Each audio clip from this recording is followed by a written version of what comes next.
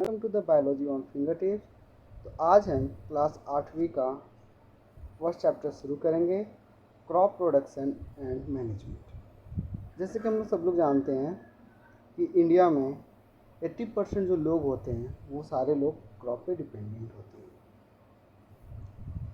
तो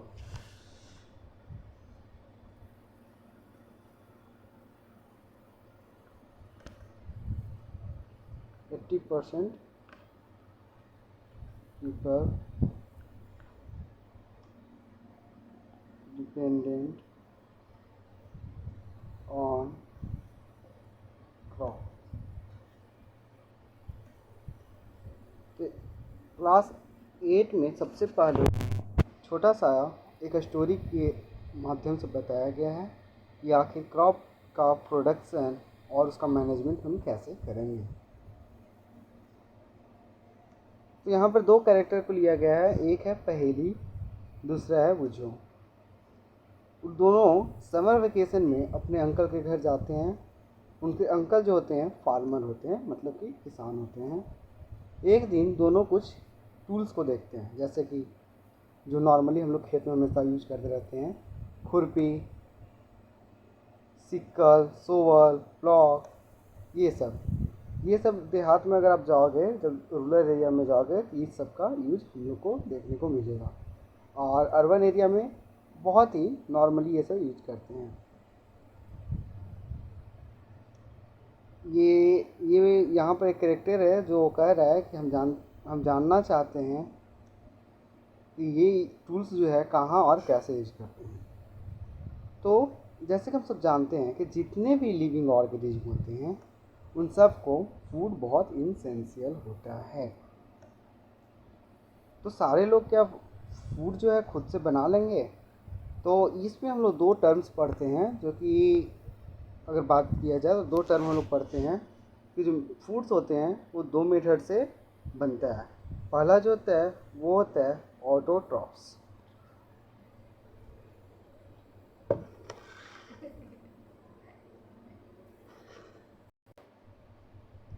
दूसरे जो प्रोसेस होते हैं वो होते हैं हेट्रोट्रॉफ्स।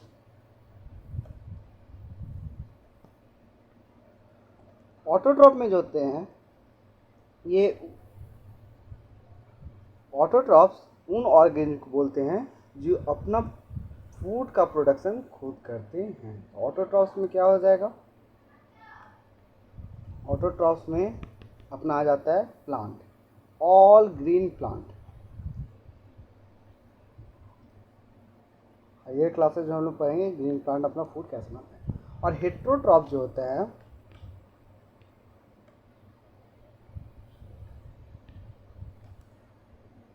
वो होता है डिपेंडेंट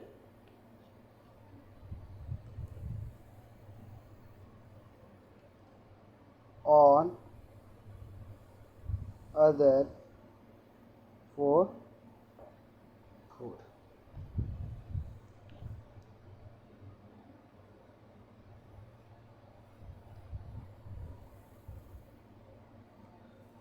तो यहाँ पर वही मेंशन करता है कि plants can make their food themselves. Plant जो होते हैं अपने फूड को वो खुद बनाते हैं। तो व्हाट अबाउट एनिमल? एनिमल क्या करेंगे? Plants can make their food themselves. Can recall how green plant synthesise their food. यहाँ पर एक क्वेश्चन करता है कि आप लोग जानते हैं कि आखिरकार ये जो ग्रीन प्लांट होते हैं वो फूड कैसे बनाते हैं। तो हम लोग एक प्रोसेस पढ़े थे, फोटोसिंथेसिस। जिनको याद होगा उनको होगा। तो फोटोसिंथेसिस में क्या होता है?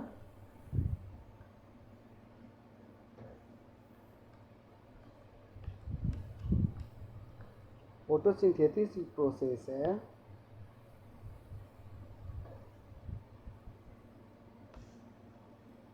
जिसके through plant are able to make their own food. ये हो गया इसका फोटोसिंथेसिस का फंक्शंस और इम्पोर्टेंस। अब हम जानेंगे कि फोटोसिंथेसिस आखिर है क्या। तो फोटोसिंथेसिस जो होता है the process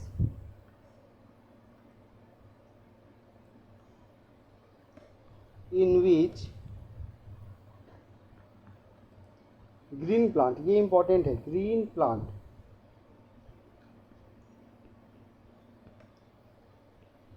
are make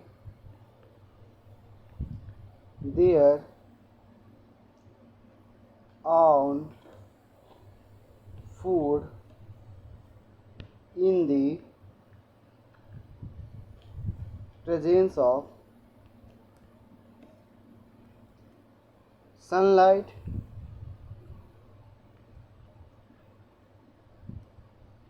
water,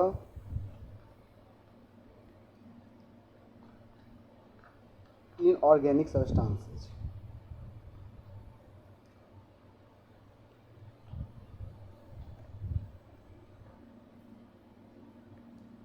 ये अपना फोटोसिंथेसिस है, वैसा प्रोसेस जिसमें प्लांट है, जो भी ग्रीन प्लांट होते हैं वो उसके पास कैपेसिटी होता है अपना फूड खुद बनाने का, अपना फूड। इसी वजह से इसको हम लोग क्या बोलते हैं, ऑटोट्रॉफ्स बोलते हैं, अपना फूड बनाने का। इसके प्रेजेंस में तो सनलाइट जो होना चाहिए, वाटर होना चाहिए और इनऑर्गेनिक सब्सटेंस होना चाहिए। यही इनऑर्गेनिक सब्सटेंस को वो कन्वर्ट करेगा ऑर्गेनिक सब्सटेंसेस में। ऑर्गेनिक सब्सटेंस को कन्वर्ट कर देगा ऑर्गेनिक सब्सटेंस में।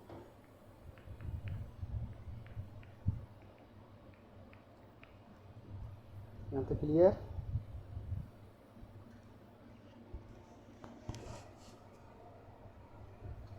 प्लांट का तो हम लोग डिस्कशन कर लिए कि फोटोसिंथेसिस से वो अपना फूड बनाता है।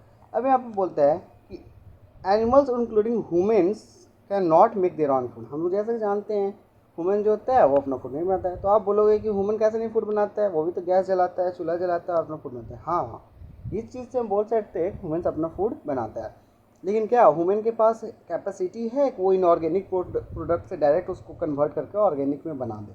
तो वो इसमें नहीं होता है। इसलिए ये क्या होता है, ये डिपेंडेंट होता है अपने फूड के लिए दूसरे के लिए। तो एनिमल कहाँ से अपना फूड लेता है? एनिमल अपना जो फूड होता है वो कहाँ से लेंगे? तो प्लांट्स और एनिमल पे डिपेंडेंट होगा, प्लांट्स और एनिमल पे। इसी को दोनों जो यहीं से एक टर्म आता है कि जो दोनों यूटिलाइज करते हैं, दोनों जो यूज करते हैं उसको हम लोग बोलते हैं ओमनीवोरस। वर्ड सुनेंगे आप, ओमनीवोरस। ओमनीवोरस कौन? जो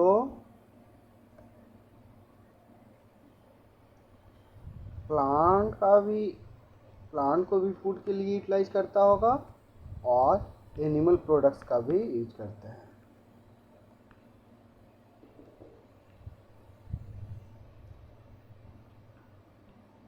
ये होगा ओमनीवोरस। ओवरऑल जो ओमनीवोरस जो प्रोसेस होगा इसको हम लोग बोलेंगे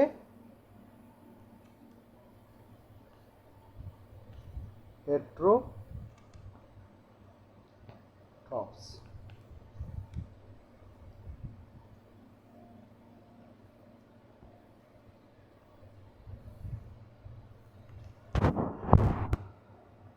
but first of all why do we eat food?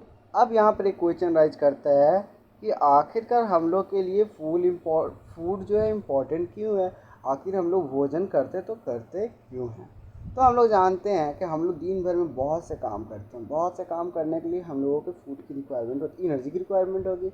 अब एनर्जी की रिक्वायरमेंट जब होगी तो एनर्जी हम लोग कहाँ से गेन करेंगे? ऐसा तो है नहीं सनलाइट से हम लोग डायरेक्ट गेन करेंगे। तो हम लोग जो उसको गेन करते हैं एनर्जी, वो हम लोग फूड से न्यूट्रिएंट को ऑब्जर्व करते हैं। अब फूड कहाँ से लाता होगा? तो फूड हम लोग जान रहे हैं एनिमल प्रोडक्ट है, प्लांट प्रोडक्ट है। अब प्लांट जो है, प्लांट के पास कैपेसिटी है कि वो सनलाइट, वाटर और इनऑर्गेनिक सब्सटेंस को ऑर्गेनिक सब्सटेंस में कन्वर्ट कर देता है। तो यहाँ पर कहता है कि already know that the energy food from utilise organic carrying out their various body function. हम लोग का जो एनर्जी है वो बहुत से एक्टिविटी होती है बॉडी में जिसमें काम आता है, जैसे कि होता है डाइजेशन हो गया, रेस्पिरेशन, एक्सक्रिएशन, इसी और भी बहुत से प्रोसेस हैं जो हम लोग हायर क्लासेस में डिस्कस करेंगे वन बाय वन, लेकिन अभी तक यही करते हैं। तो हम लोग जो है अपना फूड को दोनों जगह से लेते हैं, प्लांट से और एनिमल से, जो कि हम लोग डिस्कस कर चुके हैं, और दोनों से। अब यहाँ पर ये जो है ये क्वेश्चन राइज करता है, since we all need the food, how we can provide food for large number of people in our country। जैसे कि हम जानते हैं कि हमारा जो कंट्री है उसका पॉपुलेशन बहुत हाई है, तो आखिरकार सबको फूड प्रोवाइड करना इट्स क्वाइट डिफ़िकल्ट। तो इसके लिए कि हम लोग क्या करते हैं कि क्रॉप का प्रोडक्शन इंक्रीज़ करते हैं और उसको मैनेज करते हैं कि ऐसा क्राइसिस जब आ जाए कंट्री में तो वहाँ पर हम इसको यूटिलाइज करें। तो इसके लिए यहाँ पर ये इसका आंसर देती है कि food has produce on the large scale. ये हो गया अपना क्रॉप प्रोडक्शन।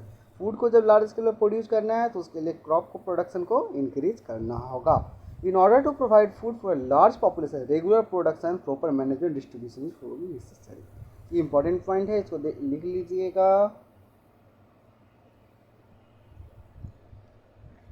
लार्ज पॉपुलेशन में अगर हम लोग को फूड प्रोवाइड करना होगा तो क्या क्या करना होगा, तो रेगुलर प्रोडक्शन करना होगा। मतलब रेगुलर प्रोडक्शन तो मतलब होल ईयर कुछ ना कुछ मिक्स फार्मिंग वगैरह टर्म आप लोग सुने होंगे, अगर नहीं सुने होंगे तो आगे हम ये सारे टर्म को हम डिस्कस करेंगे।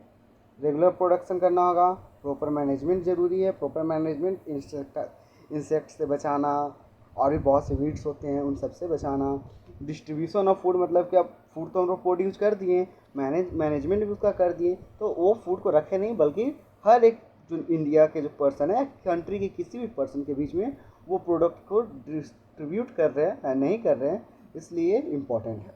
अब यहाँ पर हम लोग डिस्कस करते हैं एग्रीकल्चर प्रैक्टिसेस। एग्रीकल्चर प्रैक्टिसेस, अब हम लोग ये तो जान गए कि फूड नेसेसरी क्यों है और क्यों इसकी ज़रूरत होता है। अब एग्रीकल्चर प्रैक्टिसेस में हम लोग ये डिस्कस करेंगे कि कौन कौन से ऐसे गतिविधियाँ हैं, कौन कौन से ऐसे वर्क है, एक्टिविटीज़ है जो कि एग्रीकल्चर क्रॉप प्रोडक्शन में हम लोगों को मदद आए।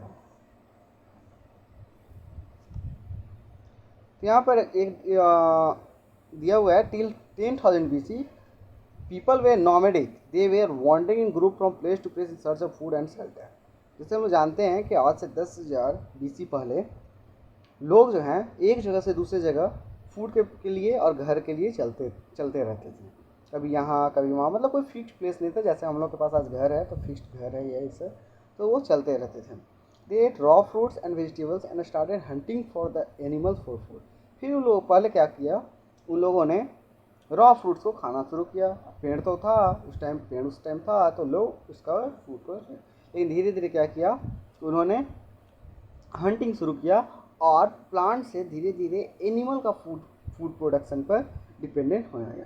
Letter they could cultivate land and produce. फिर बाद में जब थोड़ा सा उन लोगों के पास अवेयरनेस आया तो लोगों ने लैंड को कल्टीवेट करना शुरू कर दिया और राइस, व्हीट और अदर फूड क्रॉप्स, जो भी मतलब इंपॉर्टेंट फूड क्रॉप्स हैं जो हम लोगों के लिए नेसेसरी है, उन सब के लिए वो प्रोडक्शन करना शुरू कर दिया। और यहीं से जो है अपना टर्म एग्रीकल्चर स्टार्ट होता है।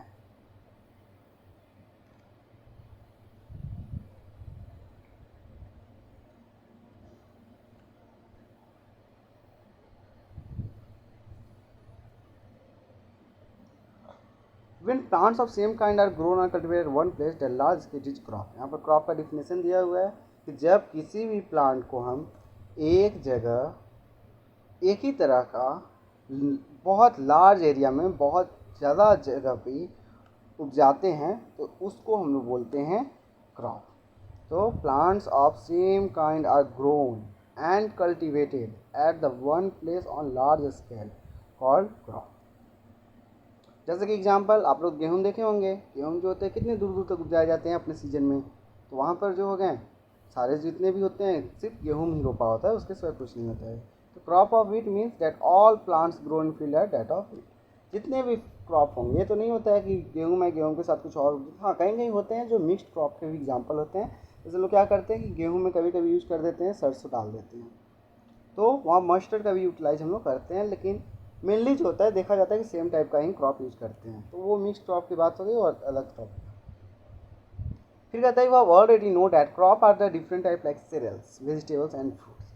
क्रॉप जो होते हैं अलग अलग तरीके होता है। सीरियल्स हो गए जिसमें अपना राइस आ गया, व्हीट आ गया। वेजिटेबल्स हो गया, वेजिटेबल्स में बात करें तो अपना नॉर्मली जो हम लोग खाते हैं खीरा, भिंडी, ये सब हो गया। और फ्रूट की बात करें तो फिर अपना अलग ही हो गया फ्रूट्स। ये जितने भी मतलब होते हैं सेम काइंड के जो फ्रूट होंगे एक जगह पे कल्टीवेटेड होंगे वो सारे क्रॉप के एग्जाम्पल्स हो जाते हैं। This can be classified on the basis of season which they are grow. तो ये जो है सारा जो जितने भी क्रॉप आप अपने कंट्री में होते हैं सब सीजनल होते हैं, सब सीजन पे डिपेंडेंट होते हैं। कोई इस सीज़न में कोई अदर सीजन में होते हैं। जैसे हम लोग देखते हैं क्या कि विंटर के सीज़न में राइस का होता है, हल्का सा जो होता है स्प्रिंग सीजन होता है उसमें अपने गेहूं का होता है। तो इस तरह से अलग अलग सीजन में अलग अलग क्रॉप का प्रोडक्शन होता है। As we know that India is the vast country. India जो है बहुत बड़ा कंट्री है। पॉपुलेशन में अगर बात करें तो सेकंड नंबर पर, और अगर एरिया में बात करें तो सेवन्थ नंबर पे आता है। The climatic condition like temperature, humidity, rainfall vary from one region to another. इसका रीजन एक और भी है। इंडिया जो है इक्वेटर के पास लाई करता है, इसलिए थोड़ा सा जो यहाँ पर है क्लाइमेटिक कंडीशन जो होता है रेगुलरली मतलब अल्टीट्यूड और लॉन्गिट्यूड पे डिपेंडेंट करता है और चेंज होते जाता है। According there is the rich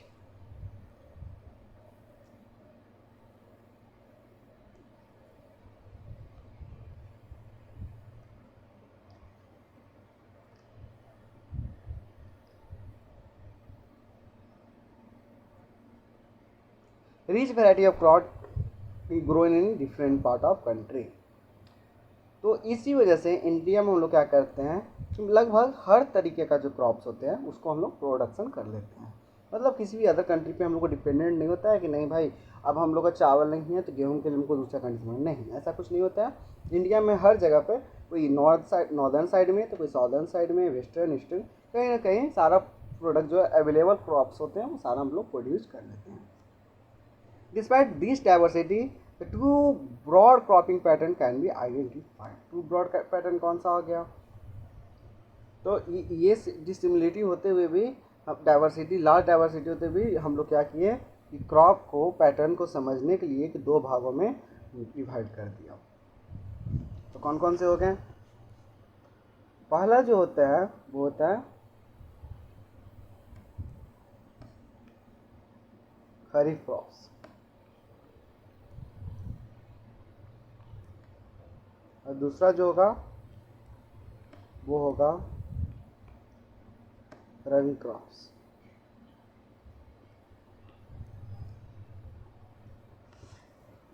kharif crop वैसा क्रॉप जो रेनी सीजन में होता हो। तो ब्रॉडली दो डिवाइडरों में हम लोगों ने क्रॉप्स को डिवाइड कर दिया, खरीफ क्रॉप्स और रबी क्रॉप्स। खरीफ क्रॉप जो अपना होता है, खरीफ क्रॉप जो होगा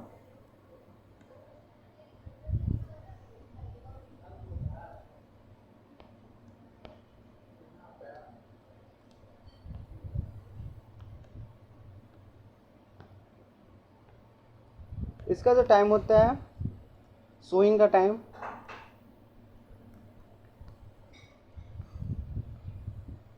रेनी सीजन,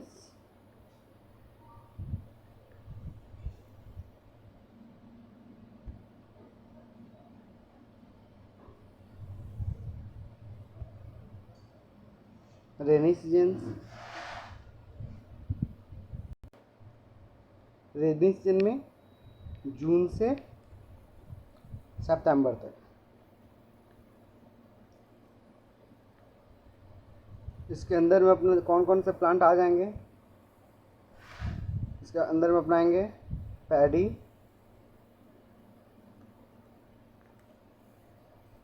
मेज, सोयाबीन, etc।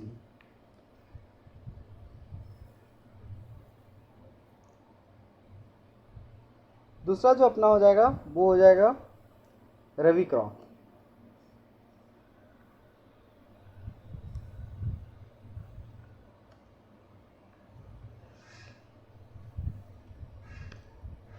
रबी क्रॉप का जो टाइम होता है ये होता है अपना विंटर सीजन।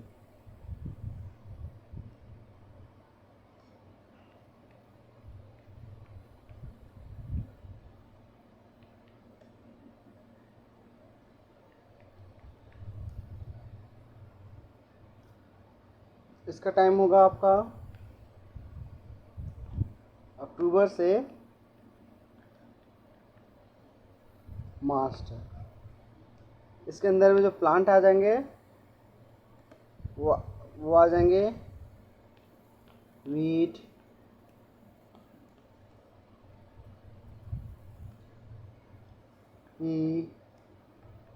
etc। इन सब के बावजूद भी देखा जाता है कि अपने कंट्री में कुछ जो ऐसे वेजिटेबल्स और फ्रूट्स होते हैं जो कि लगभग 12 मंथ तक होते हैं। 12 मंथ तक उसका भी प्रोडक्शन किया जाता है। और अब जो है हाइब्रिडाइजेशन के प्रोसेस से अब तो मेनली जो भी नीड हम लोग को होते हैं सारे हम लोग मतलब प्रोड्यूस कर लेते हैं लेबोरेटरी मेथड से। 12 मंथ्स में कुछ वेजिटेबल्स आ जाते हैं अपने, और पल्सेस भी इसमें आ जाएंगे।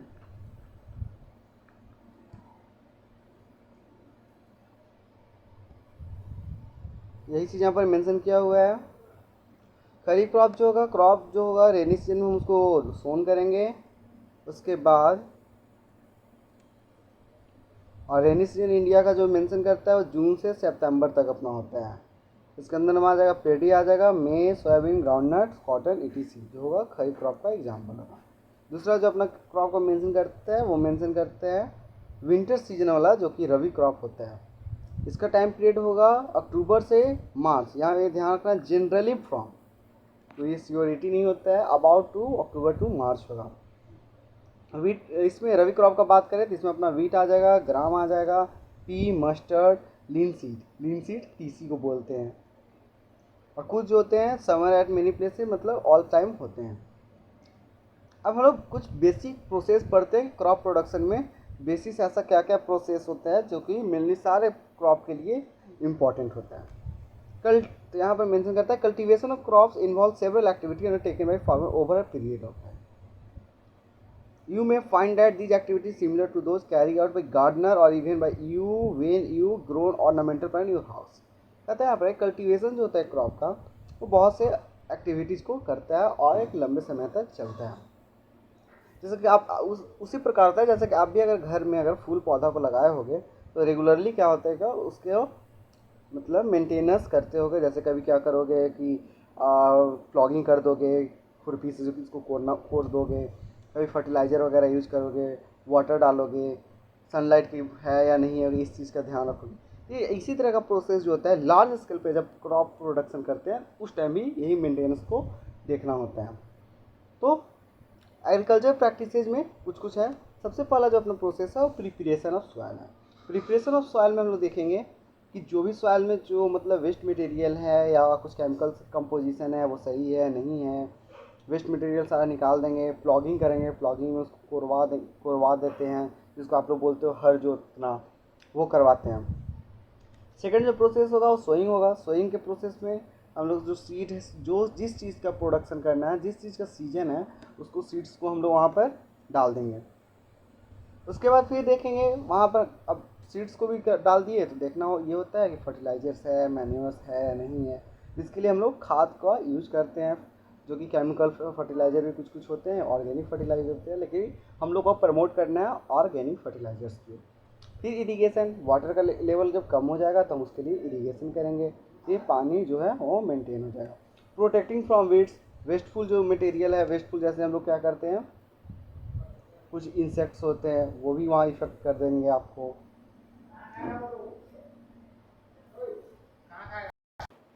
हो गया प्रोटेक्टिंग फ्रॉम वीड्स। उसके बाद फिर हार्वेस्टिंग। अब सब कुछ हो गया है, जो प्लांट्स क्रॉप जो होता है अपना वो प्रोड्यूस हो जाता है, सबसे इंपॉर्टेंट होता है उसको अब काटना। तो उसके बाद उसको काट के रख दिया जाता है और फिर उसके बाद एक मेंटेनेंस स्टोरेज भी करता है। बाकी का जो प्रोसेस है हम लोग नेक्स्ट क्लास में डिस्कस करेंगे। आज के लिए बस इतना ही।